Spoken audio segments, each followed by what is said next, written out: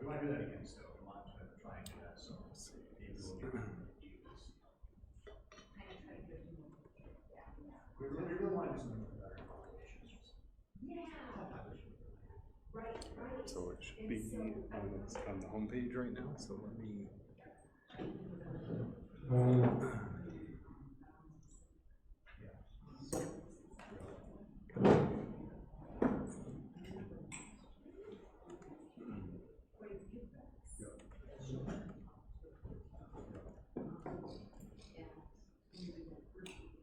Yes, that day, So maybe something that keeps Oh, it says live now. So yeah, keep going. Yep. And now you should be able to share the URL from there. For whatever reason, I just can't send the URL. Okay. So are you on that slide then? Yep.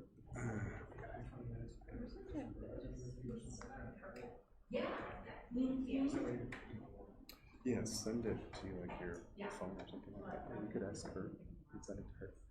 See if she can see it. I need it on my phone anyways to do it on Instagram. Yeah.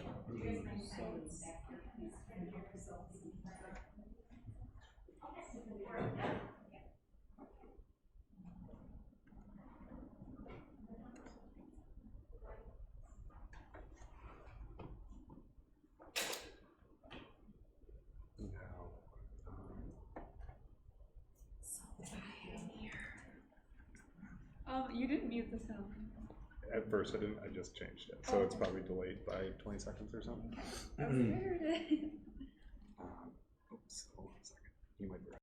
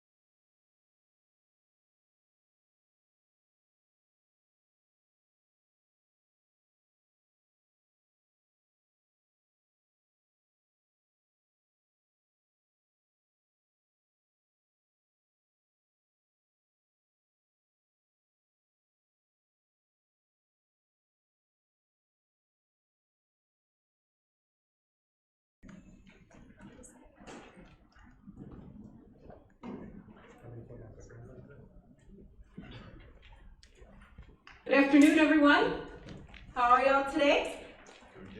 All right. Well, happy day before the career day. Great to see all of you. My name is Kelly Dorner, and I am Director of Internal Operations for Career Services. And welcome to our final Career Fair prep session. Today, you can expect to learn more about what a career fair is like, what to expect at a fair, and we have the delight of having Buddy Henneka from Quicken Loans that's joining us today to be able to share feedback from an employer's perspective. That's quite a treat. I know that as I was talking with many of you as you were walking in, you were excited to be able to hear from Quicken Loans' perspective, things that are important to do to prepare for a fair, things that are important to do as you are talking with employers at a fair, things that are important to do as you're following up after the fair. So those are all the different university students. And so take advantage, ask questions, connect with Buddy. I was telling some of you as we were chit-chatting when you came in the room that he's got to be about one of the easiest guys to talk to that I've ever met. So don't be intimidated, speak up, ask questions when you have them, and we'll have a good time together this afternoon. Yes? All right. Yes. Some nods. Okay. Yes. Go ahead and advance me forward once. Right. Whoop, We that went was twice. Yeah, There you go. So I'm certain that y'all know this by now, but we have 2 career fairs that are coming up this week. As I was chatting with most of you, I think that the plan is that y'all will be attending the fair that is tomorrow, that is for business, liberal arts, health sciences. So by show of hands, how many of you have the plan to attend that fair tomorrow? Okay, just about everyone. And then on Thursday, we have another career fair, and that's specifically for engineering and IT. So if you happen to fall into that camp, that's the fair that you will be attending. So by show of hands, how many of you have been to one of our career fairs before? Okay, a couple of you, got it. And so for the sake of the group, if you don't mind, I'm going to give a little bit of an explanation about what folks should expect to see. So you probably have saw on the advertisements that it simply says the 2nd floor of the Oakland Center.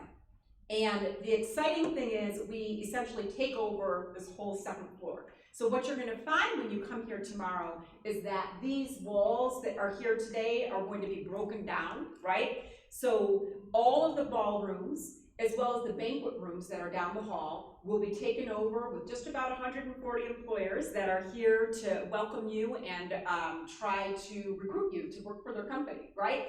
And so at any rate, one of the things that we'll be talking about in just a little bit is how to research those employers, how to know where those employers are located. So we're going to go through all of that today, but I wanted you to be able to visualize. They'll be standing at these exact tables. They'll be in a bit of a different position tomorrow, but essentially most companies bring how many representatives would you I'd say anywhere between 2 to 5 is probably a good guess of employers per table. And so you'll be walking up to them and sharing your well-planned, well-orchestrated elevator pitch, which we'll also be talking about today, to introduce yourself to the employers, and then of course using it as an opportunity to have some discussion with them. So at any rate, that's what to expect. Can y'all kind of visualize what that might look like? All right, then let's move on. So in terms of ways to get ready, one of the things that you'll want to be sure that you're doing is have a well-prepared resume and a well-prepared elevator pitch. So we're going to talk a little bit about the elevator pitch today, but if you want to work on that pitch more, or if you'd like to have a second set of eyes on your resume, which if you haven't done that, I would highly recommend it. I would highly encourage y'all to stop by at our career studio, which is in our main career services office, just right next door in North Foundation Hall. And you can stop in there anytime until 7 o'clock tonight. We stay later into the evening, the night before the career fair, to be sure that we're working around everybody's class schedules. And one of my career ambassadors will be on hand to take a look at your resume, maybe give you some suggestions for last minute tweaks that you could consider making, maybe help you practice an elevator pitch. Maybe if you are thinking through how am I going to carry around my resumes and you'd like to have a pad folio, we have one of those that we can give you, and just get those last minute final career fair preparations in. So if you'd like to do that, I'd highly encourage it, and we'll be there until 7 o'clock tonight waiting to help you out. So, Borrow that really quick. When it comes to the resume side of things, please get a second set of eyes on it. Career Studio is the best way to do that, because a lot of times we read over our own stuff and we don't see the errors and the mistakes. Not only that, there is some scientific fact that goes behind where people look at a resume. Like, for example, top left is the most hot spot on a resume. There's like they're heat maps on a resume. Folks don't typically look on the right side of a resume, recruiters don't, because they're looking at it in about 10 to 15 seconds. So they look at the important stuff, which is typically top left and middle left for the most part. Excellent. So straight out of the horse's mouth, right? So good advice there. So in terms of why 10, I'd imagine that some of this is pretty intuitive to y'all. So I want to have an idea of class standing so that I can speak specific to the folks in the room. How many seniors do we have today? Okay, so a lot of you are seniors. What about juniors? Any of you juniors? And any of you underclassmen, sophomore, freshmen? All right, excellent. So the idea behind this is that our employers, and I'm going to let Buddy speak to this, they like to connect with you early and often, right? So even if you're not graduating yet, it's a great opportunity to be able to connect with employers, first of all, maybe about internships, but also even if what you have in mind is full-time employment after graduation. The beauty of bringing employers like Quicken on campus as often as we do is then you have an opportunity to really be able to meet them again and again and again, right? This is something that's going to serve you well to help you to stand out as an interested candidate as you're applying for opportunities. You want to add to that, Buddy?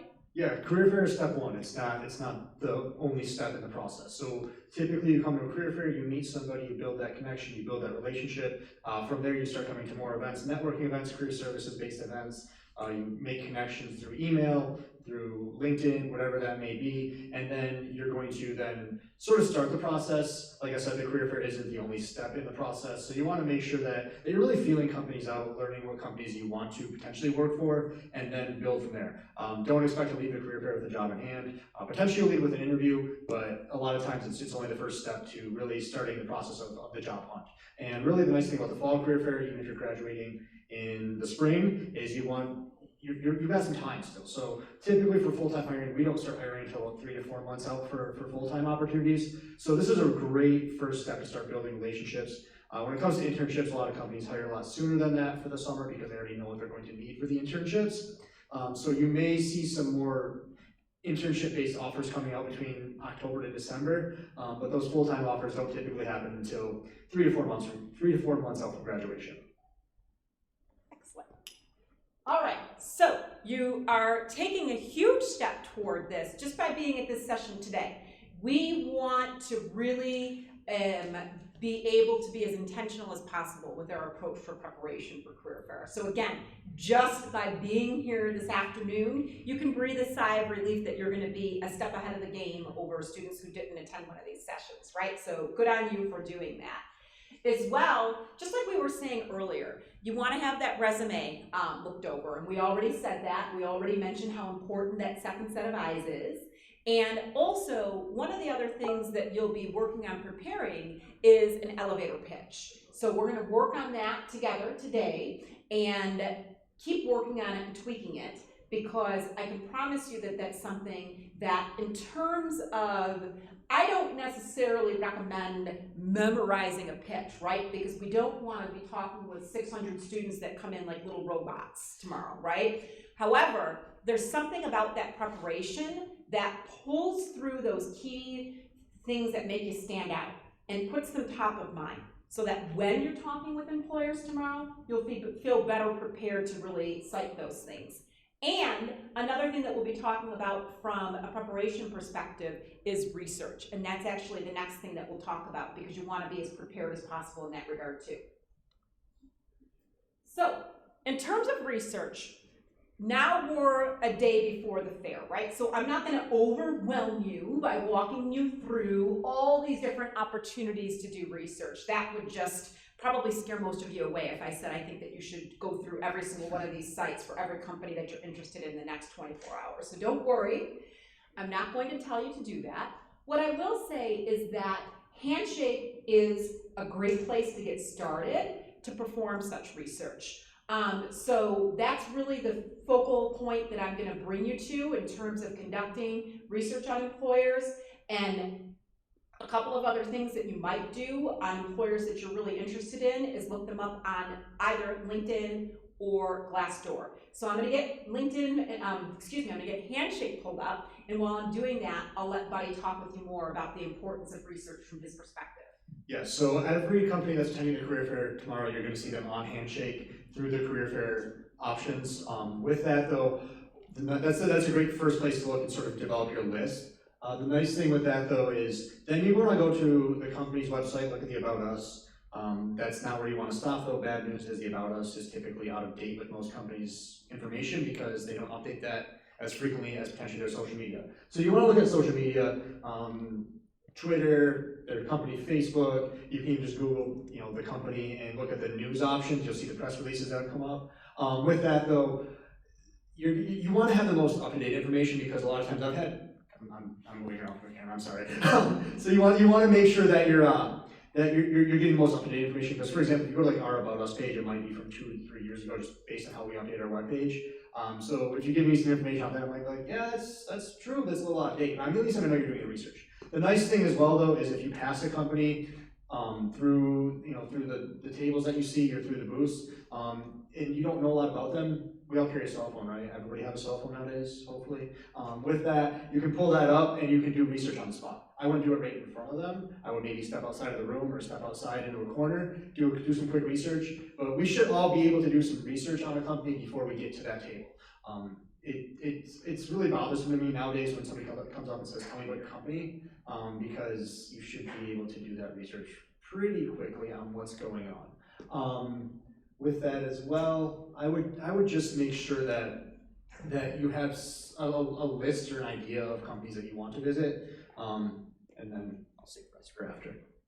Yeah, so I want to show you guys super quick how to research these companies in Handshake.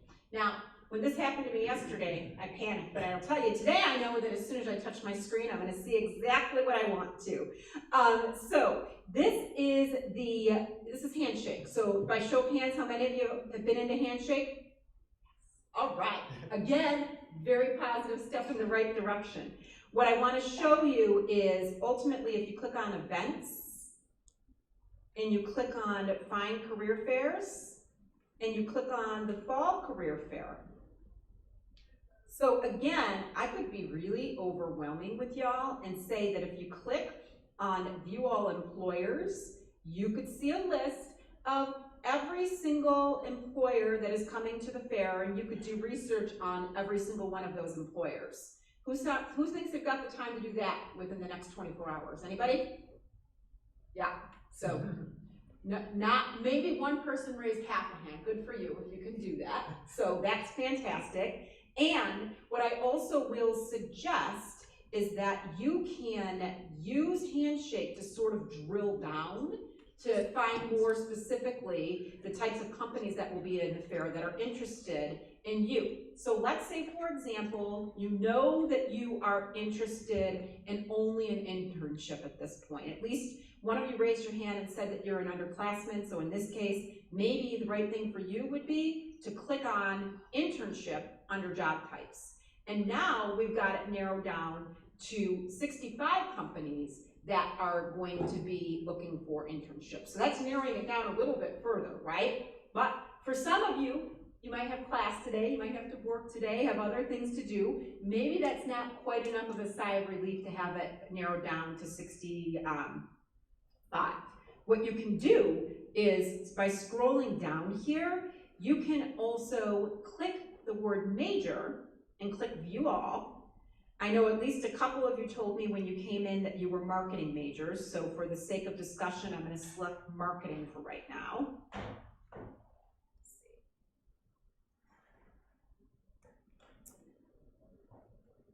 And now, what we're going to be looking at are just the companies that are coming to the career fair looking for marketing interns. So now we have what started as a list of 100 and some odd employers, right? That went down to a list of 65 that are just looking for interns, that got dwindled down further to a group of 24 employers that are looking for marketing interns. So two ladies came in together, and I remember that you told me that you're marketing majors. Is that helpful to have it see it down to a list of 24, right? A little bit more manageable.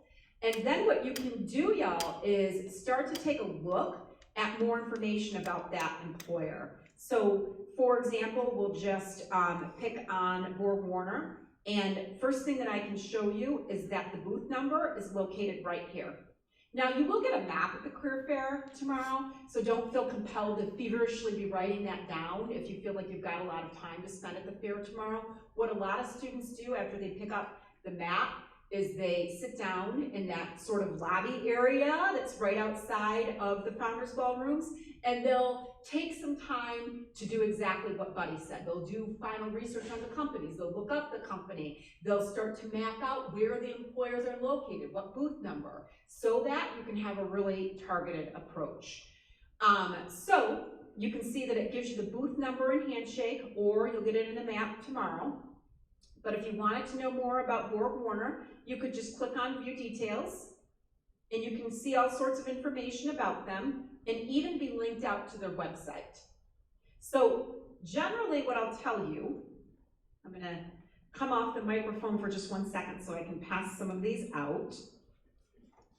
Generally what I'll tell y'all is that minimally, you're going to want to know the industry that the employer is in, what they do, right? Buddy, what else? Do some research on even the job posting that they have. So a lot of times when you're looking even from an internship perspective, they'll have some full-time jobs posted on their website. They're gonna have internships that align in that area. So make sure you're just doing some general research even if those internships aren't posted yet. For example, on the marketing side, I always love to use that. It's a great example. Don't say you're just looking for a marketing internship. That's a very extremely broad term. Don't say you're looking for a finance internship, a business internship, a IT internship. Make sure you're able to narrow that down a little bit further, because a lot of times it's tough to help you if you don't know exactly what you're looking for. So for example, we'll use marketing as an example, it's my favorite example. Marketing can mean a lot of different things. It can mean advertising, it can mean sales, it can mean social media marketing, it can mean analytical marketing. So you really want to be able to narrow that down a little bit, and that really helps the employer as well, because we're not mind readers. We can't really help you if we don't know what you want exactly. But a lot of times we get it, that if you're looking for an internship that you may not exactly know, but at least give us an idea of what you're looking for or what you're potentially interested in, so we can help narrow that down. The nice thing about an internship is it's not your career, right? So if you don't necessarily enjoy what you did over your internship, that's not the end of the world. It's actually probably a good thing, because that way you're gonna learn future state that you don't want to do that. So for example, let's say you think you want to potentially go into analytical marketing. You get there and then you realize that's not for me. That's okay, because then we know that we can scratch that off for the for the next internship or for the next full-time job, or the full-time job that you're looking for. That's something you absolutely do not want to do. Any questions at all about research before we go forward, Gabe? All right.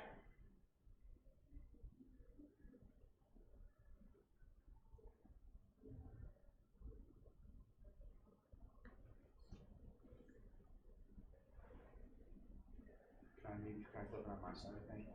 Yeah. Let's see. Does it work? No. Yeah, we've got some screenshots here just in case. Whoops. There we go. Oh, I did not. Let's see. All right. Excellent. So, I want to talk for just a minute about professional attire, and then I'm going to let Buddy talk more about this, because ultimately you want his perspective on dress and how you should be dressed, right? So you can see basically here on this slide, it talks through, we're one ahead of where I wanted to be. Can you take me back one, Buddy? Oh, I can see. Yeah. It's okay. We'll do it this way. Will it not work? Oh.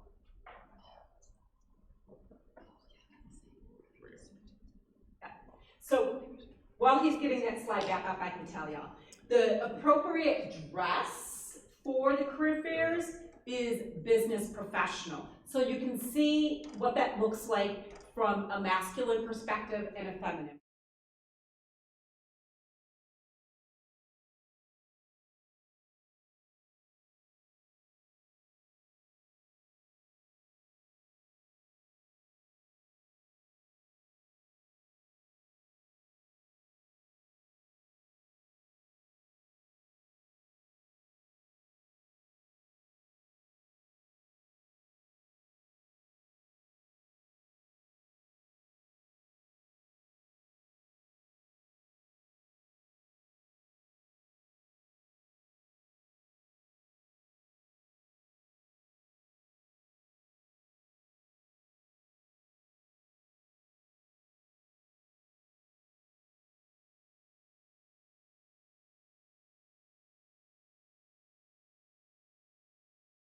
law firm or someplace like that. It's okay if it isn't that completely matching set.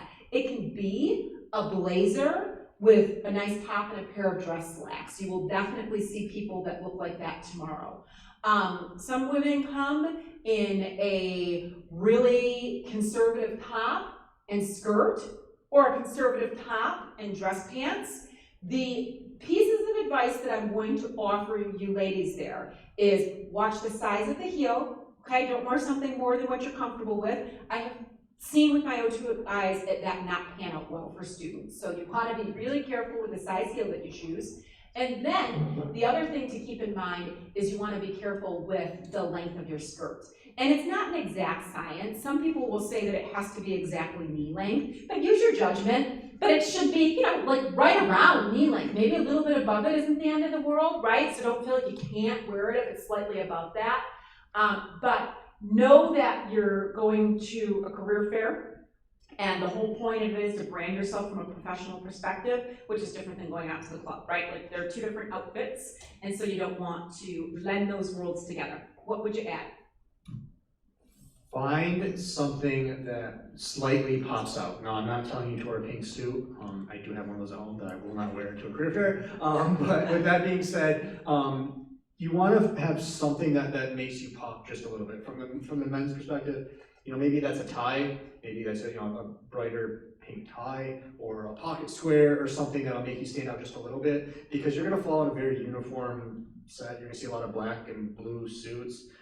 So just something that makes you stand out a little bit. It's also a little bit of a conversation piece as well. So somebody might say, hey, nice tie or nice pocket square. And then you can build on the conversation from there, because you don't want to get stuck in those robotic conversations of just giving your elevator pitch, telling what you're interested in, and then telling you about a job, and then that's it. Because really what this is going to break down to, and I don't know when I was going to say this, but now is probably the right time, you're going to, like from the employer side, I'm going to talk to maybe 100, 150 students tomorrow. I'll probably remember 5 students.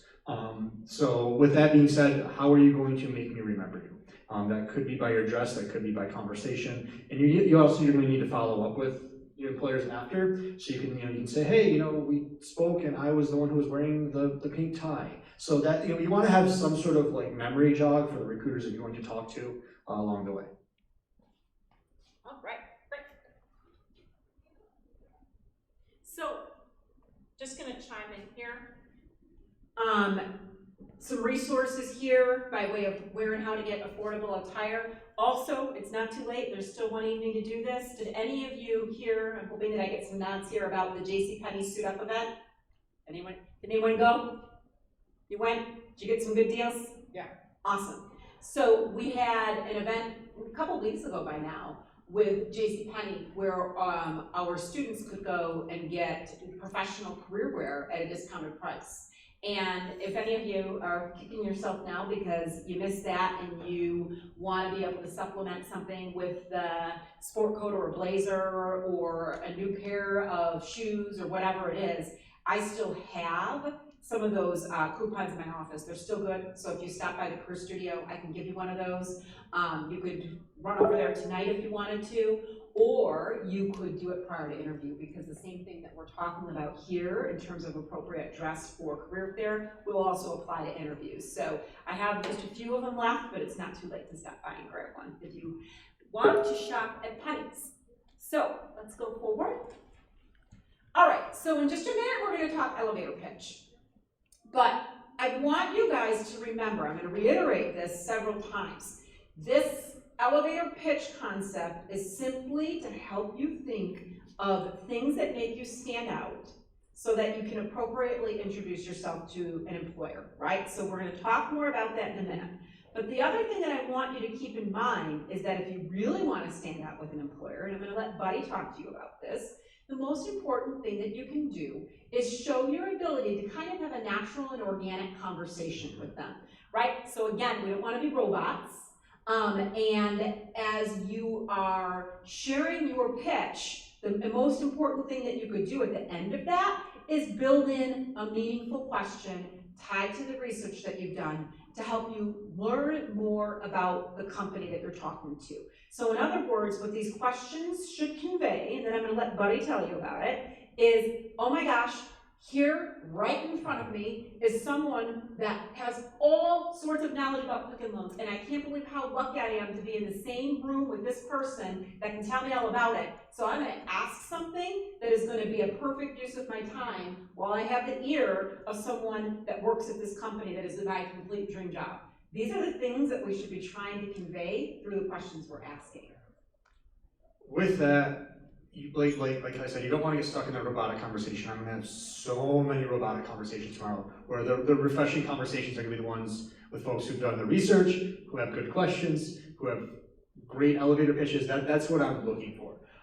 With that being said, these are great starting point questions, but as I'm looking at them, they're awesome because you can tie in company research to all these, right? So I'm looking at where's the company headed in 5 years? When you look at that, for example, you can tie in some research there. So I'm going to use an example. So you can say, from the Quicken Loans side, I see you guys are building 2 brand new buildings in downtown Detroit right now. Where else do you see your company going in 5 years? Like, it's the same question. I just added a little bit of research in there, right? It's the same exact question, but I was just able to tie in that I have some knowledge about the company, or that I've done a little bit of research. And then I might go, oh yeah, we are building 2 buildings, we might be building another one, or whatever that may be. And that's going to spark questions from what's going on, and that's going to spark more conversation of what's going on within the company, within the organization, and potentially lead to more conversation about their jobs.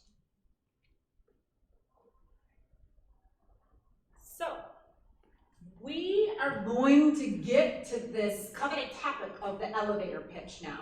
And again, I'm going to demystify this by saying we're just talking about the way that you're going to introduce yourself to the employer. So go ahead, buddy, maybe, I know you put down your clicker because I was coming back here. When you are thinking about this elevator pitch, this sort of helps you to keep in mind some of these nonverbal tips here, that again, it's more than just the words that are coming out of your mouth. It's about being able to do some of those things that we all know are so important, right? Like appropriate eye contact, a nice firm handshake. So it's all about the nonverbals. I'm gonna let Buddy add to that. Yes, it's just a conversation. It's just like you're talking to somebody normally. So you just want to come up, use the appropriate amount of space. Don't get too close, and don't shake your. Firm handshake, but not too firm, not too light, please. Those are things that could kill an interaction off the bat. So you want to make sure that you're using the proper interaction, the proper nonverbals off the bat. You want to let's see. Eye contact is a good thing, like don't be staring off this way talking to somebody because it just shows disinterest off the bat. So make sure that you're just aware of these. Don't overthink it though, it's just a normal conversation is all this is. So when we're talking about an elevator pitch, you're just talking about yourself. Don't overthink it. With that, your elevator pitch should be about 30 seconds to a minute. The reason it's called an elevator pitch is because you've got an elevator with somebody very important. How would you pitch them on the elevator ride up or down of wherever you are? That's the concept of an elevator pitch. Now, what we got to do with an elevator pitch, though, is we got to make sure that we're humanizing it, because a lot of times the student's going to say, hi, my name is so-and-so, I am a junior at Oakland University, I am a marketing major, what types of opportunities do you have? Or they might say, hi, my name is so-and-so, I'm a junior at Oakland University, I'm a marketing major, I'm a member of X, Y, and Z organization, what opportunities do you have? And that's as far as they're going to get. I'm going to tell them what opportunities we have, they're going to give me the resume, and we're going to walk away.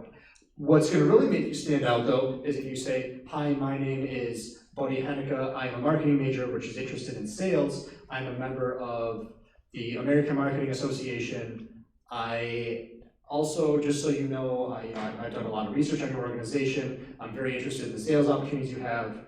A little fun fact about me is I have 2 brothers, their names are Guy and Dude, that's actually a true story. But with that, you want to slide in something personal about yourself. We all hate the fun facts, right? We've all gone to classes, we've all done icebreakers, they're no fun, but I'm going to be honest, your fun fact or something a little bit about yourself is actually going to probably get you farther than what your major is or where you are in school, because that's going to make you memorable. That's also going to humanize things a little bit. That's going to break the ice like an icebreaker is supposed to, right? But then we're also going to build conversation off that. So you want to, say, I love playing basketball in my free time. I might say, oh, I love playing basketball, I love watching basketball, whatever that may be, because that's going to spark conversation. That's what this is all about, is to spark conversation with somebody and to keep the conversation going. A lot of times, it's, yes, we're going to talk about job opportunities, we're going to talk about career opportunities, but what else can you tell me about yourself? That way, when you leave the career fair and then you send me an email after, you can say, hey, my name is Buddy, remember we talked about playing basketball. And then from there, then we can, then I'll be like, oh yeah, I do remember that person. But if you email me and say, hey, my name is Buddy, I'm a junior who's a marketing major, I'm gonna say, which one of the 70 junior marketing majors were you? So you wanna make sure that you can humanize it and really make sure that, you can put a personal touch on it, if that makes sense. Great advice. So I want to give you all a few minutes to create an elevator pitch. I just came around with a handout, and what you're going to find is that on one side of it, there's a bit of a formula. Again, don't feel like you have to follow the formula. This is something to just help you to generate some ideas on what you might say. But I think that in addition to the things that are here, Buddy gave you some great advice about how to humanize it or personalize it a little bit. If you feel like you could benefit from seeing an actual example of a pitch, you'll find it on the back side of that worksheet that I gave you. I want to give you maybe 5 to 7 minutes to create a pitch of your own. And if you need something to write on, you can flip over that research document that I handed out to you toward the beginning of our presentation and write on the back of that if you want. Oh, yeah. I'm sorry. How did I do that? All right. Buddy and I will be walking around in case you have questions as you're developing your pitch.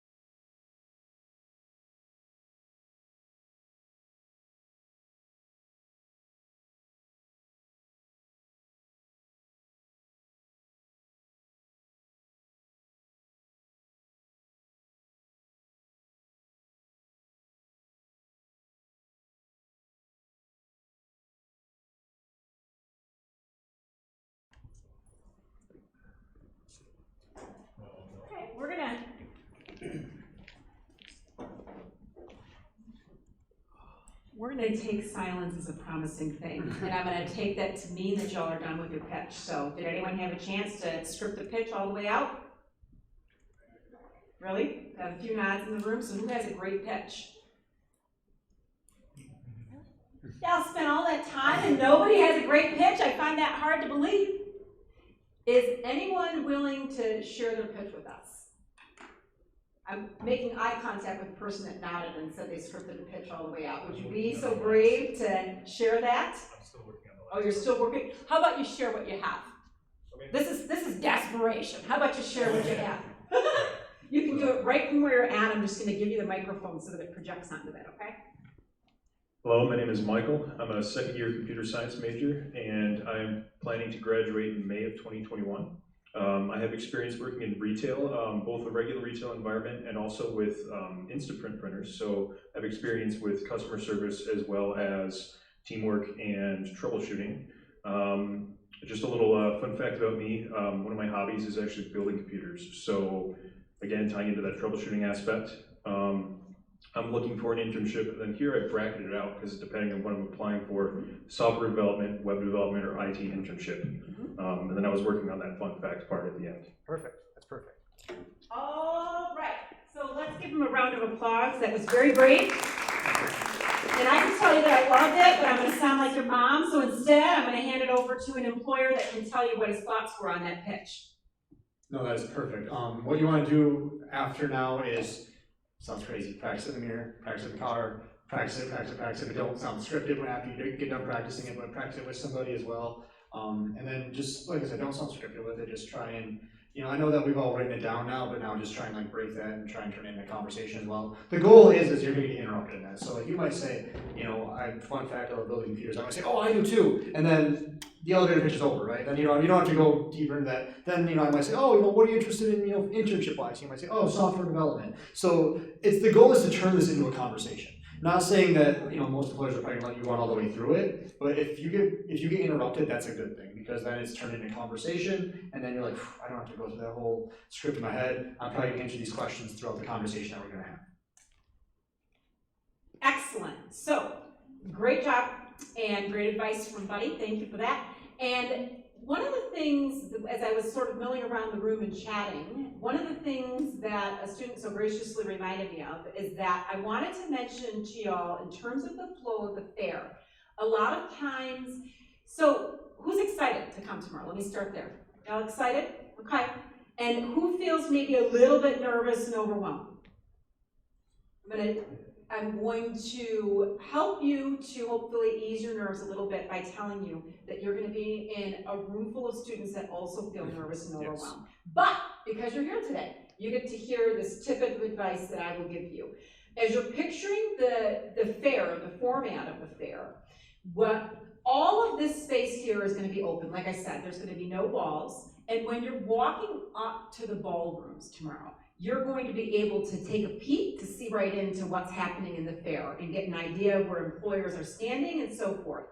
In terms of your nervous energy, I have a couple of different suggestions. One, don't perceive this as, once I'm in the fair, I can't come out of the fair. I have to stay in until I talk to every single employer that I'm interested in. You don't have to do that. If it's your first career fair, I might recommend walk in, get a lay of the land, maybe do a little bit of eavesdropping, that's what I would do, and hear some of the conversations that are going on, because quite frankly, I think that that's going to ease your nerves a little bit.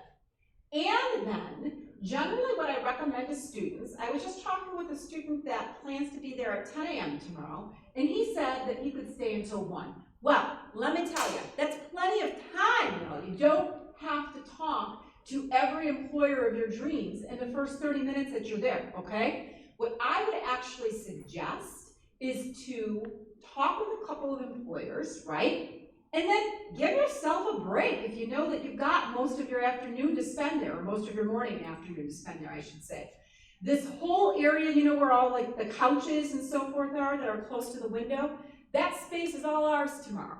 So the nice thing is that if you want to take a break, sit down, take a breath, have some time to reflect, maybe do a little bit more research, Maybe you talk to a couple of employers at a time and come in out of the fair and sit down and do some research on your phone before you go and talk to more employers. I think that that's a really smart approach, and it might ease your nerves a little bit, right? So keep in mind that as you're doing it, there will even be fun people like me and other career services folks that are milling around that area, helping students practice their elevator pitch, helping you think about different things that you might consider researching an employer before going into the fair. And it's all in the spirit of just helping you to be prepared as you possibly can.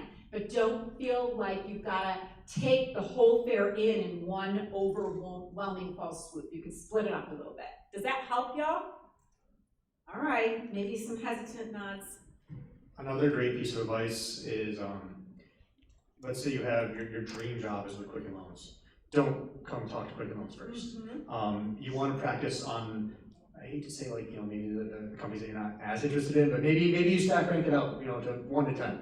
And maybe you're gonna talk to 10 employers, start at number 10, and then work your way up to potentially what is your dream job, because that way you'll be all practiced up and ready to go. You don't want to come up and talk to your dream job at first and go, my name is Buddy and I'm a junior. So you want to make sure that you have your flow developed. I mean, I'll admit it, like when I come to career fairs, it takes me about 2 or 3 people till I'm comfortable, until I'm loose talking to somebody as well. So you want to make sure that you're loose and ready to go, and you're in that conversational mode and you have that practice and ready to go. Right. So now you can breathe a sigh of relief, because Buddy and I have shared all the things that we think are important for you to know about preparing for the fair and attending the fair. So now we're on the other side of it. I want you all to think for a moment about something that Buddy pointed out earlier in our session today. He said that he's going to talk to probably how many students? At least 100. Okay, so he's going to talk to at least 100 students tomorrow. Keep in mind, now I've got all these pieces of advice that are just running through my mind, and this is one that I want to be sure that I share. If you have a limited window of time, Buddy's right, don't go to your dream employer first. So feel like you can kind of practice that elevator pitch on something that isn't quite as high pressure, right? So I also want you to keep in mind that some employers have very long lines. Buddy will have a very long line tomorrow. And so keep that in mind, because you want to just be mindful of those lines as you're budgeting your time. So just, that might seem like a really obvious statement, but I just want you all to factor that in as you're trying to think through what your approach will be for the fair. And what I want you all to keep in mind is that Buddy said he might talk to 100 or more people tomorrow. And he pointed out that he might remember off the top of his head about 5, okay? So in that case, what you really have to be focused on after the fair is doing something to make yourself stand out. And part of the way that you do that is by exhibiting appropriate follow-up with an employer after the fair. So Buddy, tell them about different things that you've seen from a follow-up perspective that work well. Yes. Asking if you can connect with them on LinkedIn, that's probably the easiest. I know personally a lot of employers don't like to give out their business cards because they're going to come back to a flood of emails then, so LinkedIn is probably the best, most appropriate way to ask. Then sending them a message through LinkedIn post career fair saying, hey, I'd love to follow back up. My name is, so-and-so. I was wearing the pink tie, or we were talking about basketball. Like I said, just, try and slide in some conversational, memorable topics versus I'm a junior marketing major. From there, would you mind if I sent over my resume, or could you connect me with the appropriate person who could look at my resume? Or it might even just be like, hey, do you mind looking at my resume, and just getting your opinion on it as well? And from there, they might say, yeah, I'll take it, and I'll send it over to a recruiter. You never know where that direction may go, so you just might maybe want to float your resume out there, but not say, here's my resume. Because if you say, here's my resume, I'm going to go, cool, thanks. You're not asking for anything actionable. So, can I have you look at it? It's probably the best way, but also, do you have any opportunities, or I know we talked about specific opportunities in that specific area. Would you mind getting this to the right person? Because a lot of times the person at the career fair is not the right person, I'll be honest. It's typically an industry professional, or it's somebody like myself who's my job is I'm tasked to go to career fairs or events on campus and then pass them to the right people. So those are typically the folks who are at a career fair. Sometimes, yes, it may be the right recruiter, but that's not all the time. I would guess that's maybe 20% of the employers are going to be there tomorrow. So one other piece of advice that I have in this space is as you're thinking about the appropriate method of following up, you could send a LinkedIn message, like Buddy said, you could send an email, right? You could send a handwritten follow-up if you feel so inclined. How many of those do you usually get? Not from career fairs, not often. Okay, Yeah. so potentially that is a way to stand That out, would right? be a way to stand out though. Okay, now, in terms of, if you're debating, is it a better approach to connect via LinkedIn or email? I'm gonna give you some advice. My answer there is, it depends on how up-to-date your LinkedIn profile is. So if you don't have a populated LinkedIn profile, let's say for example, you just joined and your profile is only a third of the way filled out, you haven't connected with anyone yet, maybe sending Buddy a LinkedIn connection before that profile is at least somewhat up to date isn't in your best interest. So you might choose to send an email in that case with the resume attached. But what I want y'all to be aware of is that that LinkedIn profile should be a pretty big priority post-career fair. Because even if you send Buddy your email, an email with the resume attached, likely he's probably going to go into LinkedIn and look at you if he's intending to potentially contact you for an interview. So in other words, what I'm trying to communicate to you is if you're not super comfortable with your LinkedIn profile, then maybe send an email, but then sometime within the next week to 2 weeks, get more comfortable with that LinkedIn profile because he's probably going to be looking up that way anyway. It's a good way to put a face to a name as well, right? You might say, hey, I'm John Smith. Who is John Smith again? Oh yeah, if I look at your LinkedIn profile, face to name. That's what I'm looking for with that. And also, as you're thinking about actionable steps, sometimes that appropriate actionable step is to say, hey, I just applied for that position on your website, right? So you're taking the initiative to say, post-fair, I did my research, I saw you had this, I applied for it, and Buddy, I'm just letting you know that if you look for my application there, you will find it. That's probably the best thing you can do because that way I can just let said recruiter know, hey, I met this person at the career fair, they applied, can you take a look at their resume? It's gonna instantly put your name at the top of the list. You know, that's not gonna guarantee you a job, but it's gonna guarantee you probably a look at from the recruiter. Excellent. Any questions about follow-up? Any blank stares in response to the question about follow-up? I'm teasing you guys. All right, you can at least laugh at my bad jokes. I'll leave feeling good about myself. All right, so this is an example with regard to how you might construct a follow-up. So this is an example of a thank you note template. And again, like Buddy said, personalize it a little bit, gang. I think we've hammered this point home that this is an example of what that might look like. So in terms of final tips, bring your ID, but don't panic if you don't know where your ID is at because we can check you in with your email too, and that's fine. Again, be prepared, and I will reiterate to you one last time, if you haven't been into the Career Studio to have your resume looked at as a second set of eyes, please do so. If you want to work on your elevator pitch with us, we're prepared to help you with that. Please do so. If you don't have anything to carry around, your resume is in, and you want to get a padfolio from my office, don't tell 50 of your friends because I don't have one for all of them, but for our friends that came to the career fair prep session and are taking those steps to actively stand out with employers, come by my office. We will give you a padfolio. And any parting words of advice as we wrap up here, Buddy? Bring some energy. You know, don't come in. I mean, I know it's nerve-wracking, but try just to be yourself. Bring some energy. You know, be excited. Be ready to have a normal conversation and try to break the robotic scripted habit of what you think your elevator pitch should be, and just be there to have a conversation and learn about companies.